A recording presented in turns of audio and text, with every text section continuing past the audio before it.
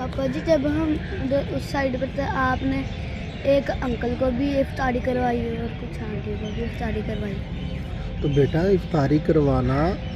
सवाब का काम है। महबूब अलैहिस्सलातु वस्सलाम ने इरशाद फरमाया, जो शख्स किसी रोज़ादार को इफ्तार करवाता है, उसका रोज़ा इफ्तार करवाता है, तो अल्लाह पाक उसको उतना ही अजर अता फरमा देता है जितना कि उस रोज़ेदार को अता किया जाता है। तो हम वैसे भी अल्लाह का शुक्र है दस्तरखान वसी था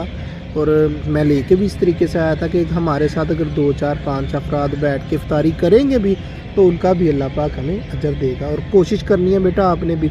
और नाजरीन आपने भी इस चीज़ को अपने माइंड में रखना है, अपने जहन में रखना है कि मुसाफिर बहुत से दोस्त इस तरह मजबूर होते हैं जो रास्ते पे होते हैं या कहीं वो परेशान होते हैं, तो इफ्तारी के वक्त अगर आपको मौका